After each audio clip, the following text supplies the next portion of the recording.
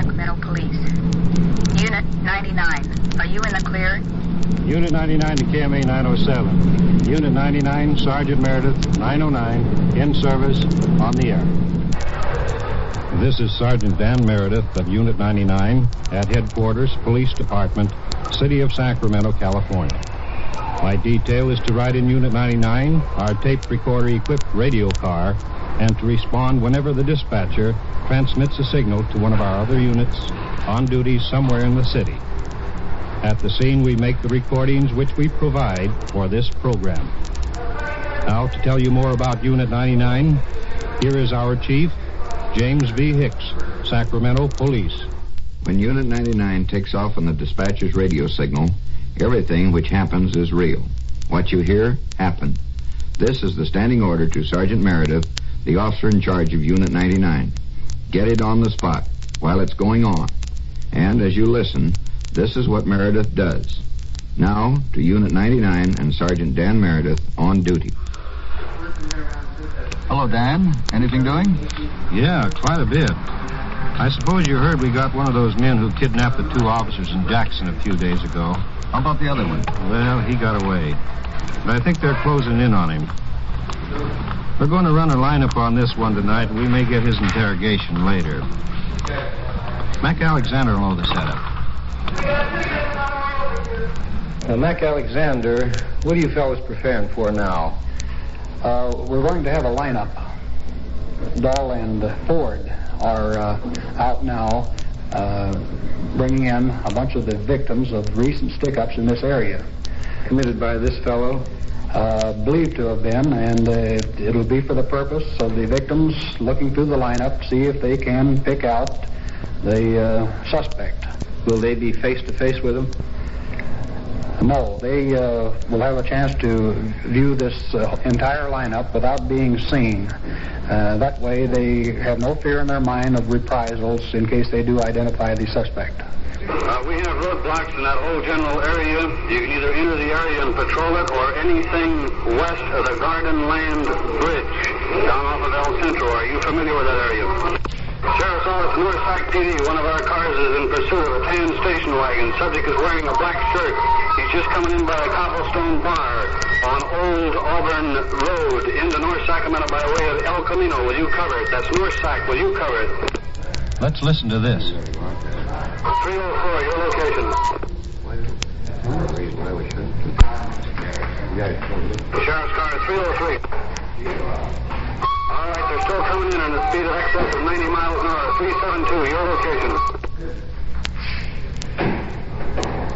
What is this case all about? I mean, the fellow that you picked up, what is he in on? He is one of the suspects in the kidnapping of the two deputy sheriffs in Amador County. And has been, the gun that was found on him has been identified as coming out of a stick-up here in Sacramento, and he answers very closely the description of one of the suspects of several other stick-ups in this area. The subject is decreased speed. They're coming in west on El Camino from Old Auburn Road. 372, if you get them stopped, stand off and you get a cover car. North Sac's covering, so 303, KMA 907. Now, this boy that you apprehended, was he with anyone else? Yes, there is another man at large. There's a large, extensive hunt going on right now for that man that we believe is his partner in these stick-ups. He is known to be in a certain area out here, and there's upwards of 50 officers in that area right now. Roadblocks and almost house-to-house search. The sheriffs are in on it, too, aren't they? Yes, they are. Sheriff's Office, any car in the East District. That car is turned east on El Camino, headed back for Town and Country. East on El Camino from the Pioneer Club. 310, go ahead. You know, this might be the guy we're looking for. We've got no way of knowing. The subject driving is wearing a black shirt. They're not stopping in a speed of excess of 90 miles an hour. The chase has been no other information. KMA 907. 372, your location now. You're on El Camino near the firehouse. Sheriff's car 303, he's got him stopped near the firehouse on El Camino. Will you cover it? 310, your location. 310, will you cover it? Just up above the Pioneer Club by the fire station. KMA 907. Negative, we have a a car stopped with a subject dressed similar to Woosley. We got 3 units there now. Better get over there. I think Ford and Dahl went over. Yeah, they're Ford and Dahl on the way over. They're on East El Camino, just about 3/4 of a mile due east of the Pioneer Club or the old subway before you enter North Sac. Are you familiar with that? Come on. Carry on 07. West El Camino. Sheriff's office to all other cars remain in that garden land area. All other cars that weren't assigned to this chase on East El Camino remain in the garden land area. Came in 07. Check 301, came in 07. Sheriff's office to any car at the scene of East El Camino near the fire department. How does that prove out? 310, is that Woosley? All cars, that was not Woosley in that station wagon. Repeating, negative results. It was not Woosley. Came in 07. Well, it sounded pretty good for a while. I thought they might have it. Let's look in on the lineup. Lineup has taken place now. We have a victim here viewing the group standing in front through this peephole. There are 7 suspects lined up. Detective Dahl is questioning one of the victims. The only thing I could go on there in the way of identification is the black hair, the bushy eyebrows, and I'm assuming that he has dark eyes.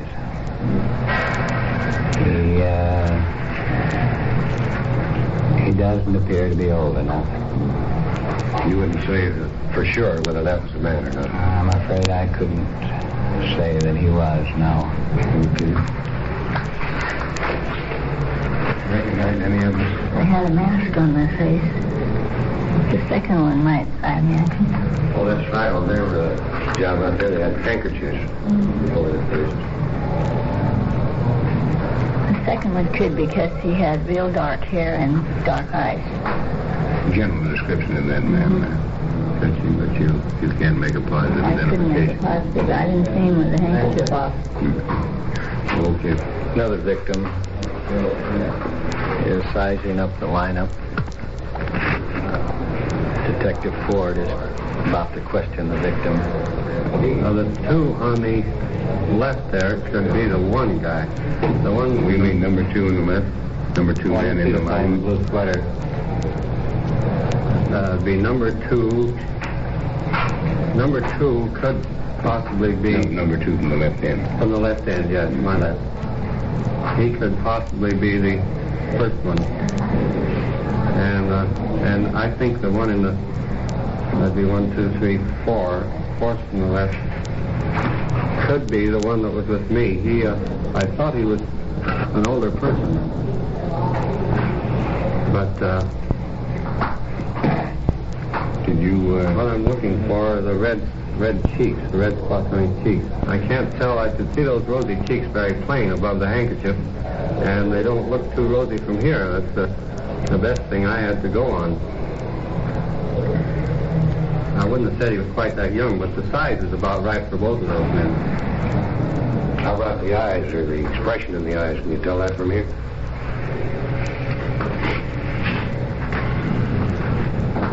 No, I can't tell on either one of them. I can't tell by the eyes. No, I can't say definitely by the eyes, although I know that one that had the dark hair did have deep eyes like that one has, yeah. This one I can't tell at all by the eyes. Well, that number 4 man, then, you're not positive, but he does look like the man that was with you. He certainly does, yes, as much as I could see, which wasn't very much.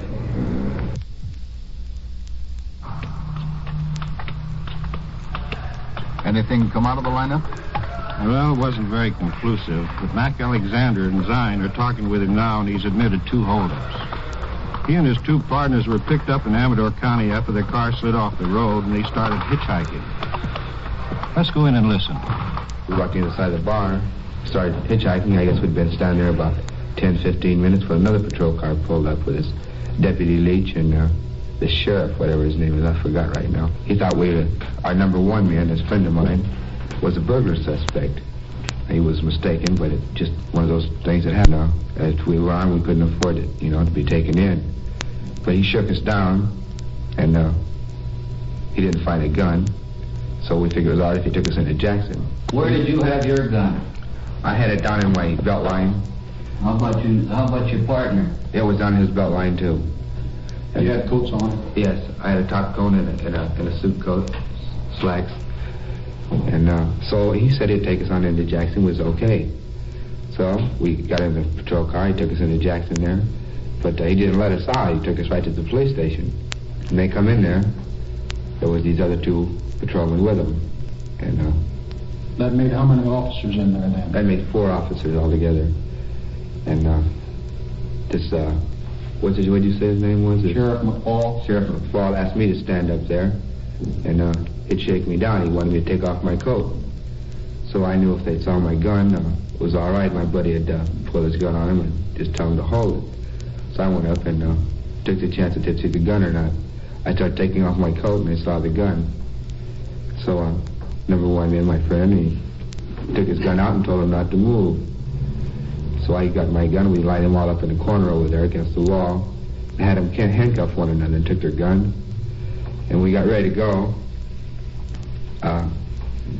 This friend of mine says, let's take these two deputies that brought us in for protection as hostages, because they'll come after us in a minute.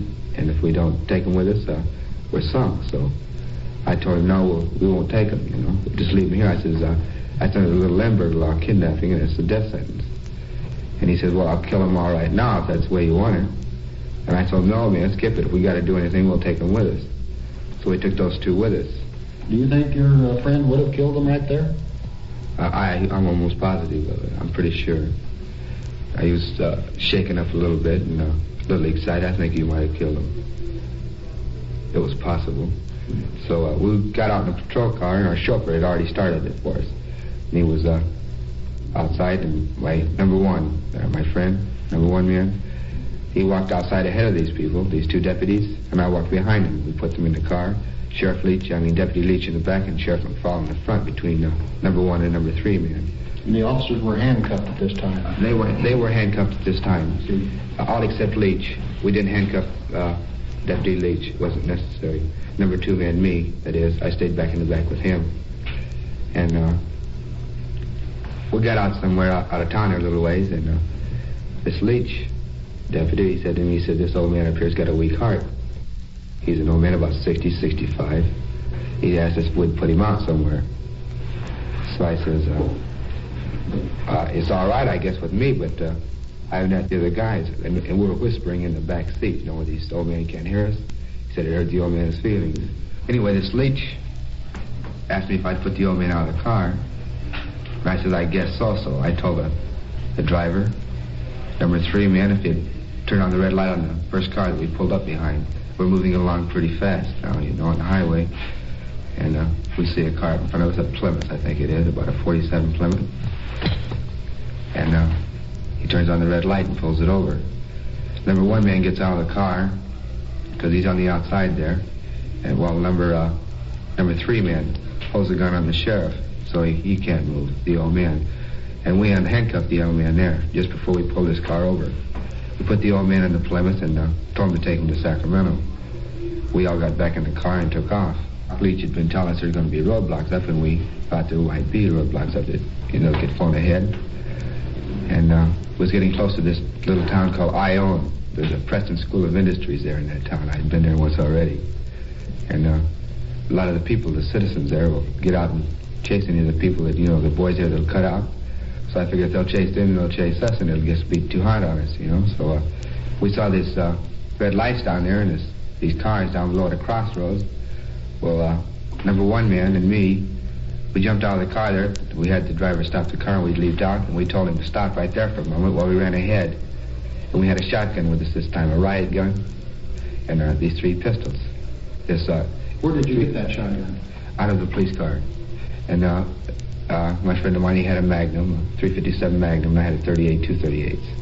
And went up there to where the roadblock was supposed to be, but he drove ahead immediately, and we was going to cover him going through the roadblock. In case anyone started after him, we'd just flatten every car around it, where they couldn't go. And cover him that way, and he could park up the road for us. But he didn't do that. He went up a little ways and started backing up again. And then Sheriff Leach overpowered him. guess that's what happened in the papers.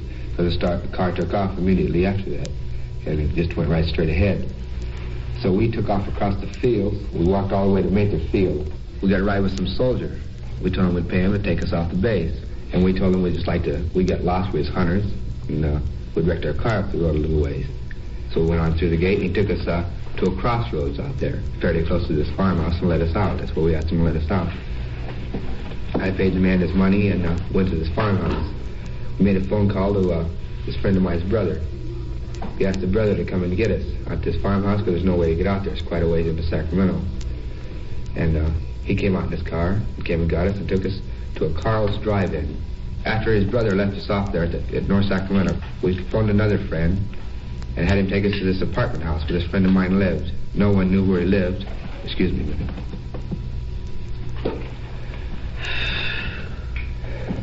No one knew where he lived, so we figured it was fairly safe that night there in that place. We stayed there at night, but we'd locked the bedroom door there, and he was staying with some more friends of his there. There was a husband and a wife that lived there. Where was this? This is out in Sacramento area here somewhere. I can't tell you exactly where it is because he isn't caught yet. But it's in town here. I don't think he's in town right now, but that's where we stayed. The next morning, we got up before these two people that he stayed with knew we was there. And went out to this other friends of ours' place. And that's where we've been going night after night until we stayed over here in the Circle Projects with a friend over here.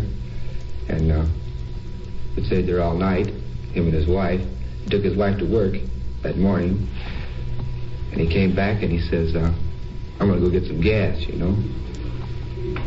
He asked if he could go get some gas. And I told him, sure, go ahead. He said, well, he didn't have any money, so I gave him some money to go get some gas.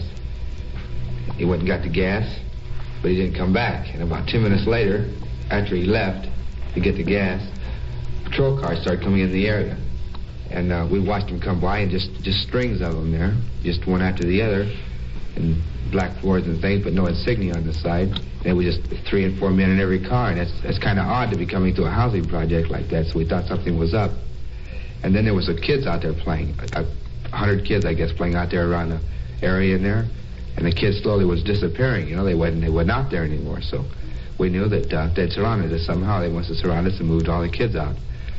So I told this friend of mine, I says, I'm going to go out the back door, and I'm going up on a levee. I said, you be there in 10 minutes if you can make it. I says, if I don't make it, I says, head out the front door. You know, if you see him start chasing me, well, that'll draw the heat off you, and you can go out the front door. So I went out the back door, and I made it to the levee all right. And I waited about 15 minutes, and I kept looking over the levee, and no one came. Then all of a sudden, this patrol car started driving up there in the levee. So this patrol car drove up there, and two policemen got out of the car. Came up there and started questioning those winos, and I was, I guess, about all of 50 feet from them down below a little drop-off next to the river there, right next to the water's edge. And I moved up the bank, up towards them, where I could watch one side of the thing where I thought they were, one side of the levee road there. And if they came up to me, you know, I'd let them go by me and step out behind them, you know, and I'd get the drop on them and put them down around a tree or handcuff them where I could, you know, go on. But it didn't happen that way. I had my back, you know, facing one way, watching this one area. This one cop moved in this one area where I could see him, but the other one came up behind me. And it's all soft sand out there. You can't hear anything. Well, at this time, did you have the gun in your hand? I had it in my hand till I saw this one policeman going the other direction. Then I put it back in my shoulder holster, and I didn't think I was going to need it. So I shoved it back in my shoulder holster. Just as I shoved it in there, this other policeman, I guess he was about 20 feet behind me then, looking right straight down on me. He says, don't move or I'll blow your brains out. So I didn't move. So when he said that, I couldn't see the man.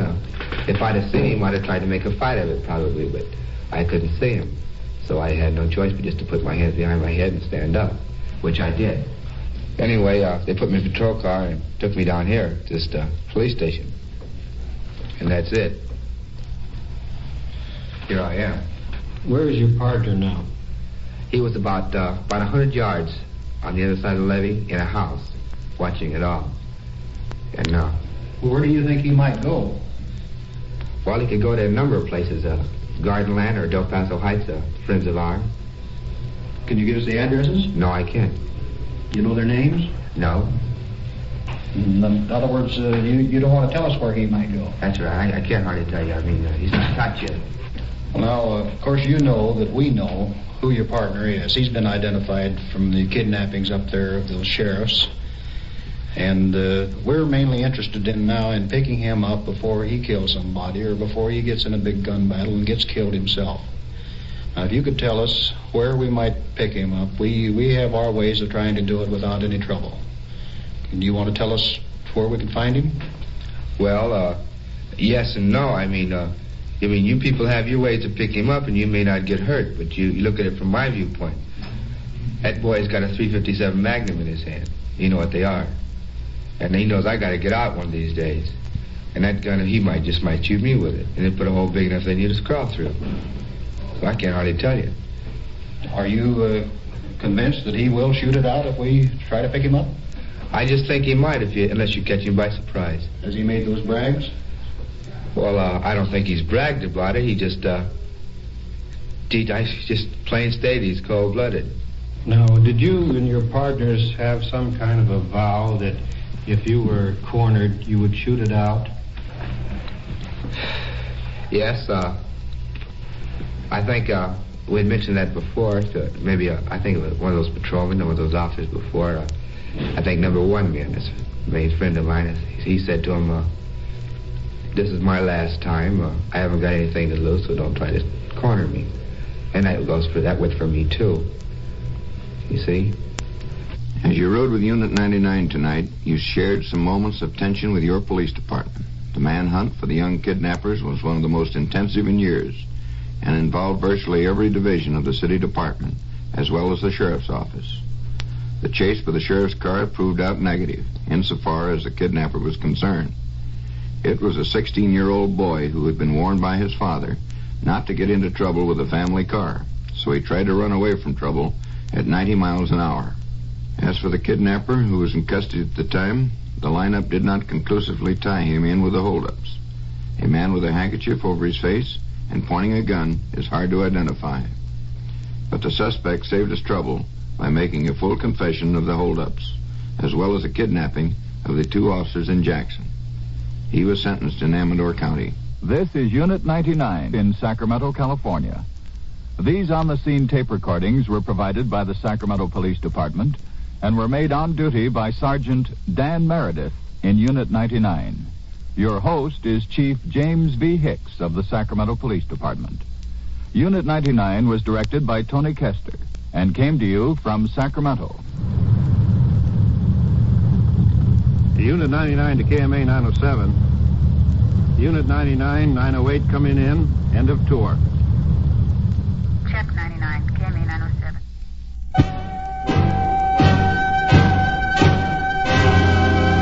Unit 99 has come to you through the worldwide facilities of the United States Armed Forces Radio and Television Service.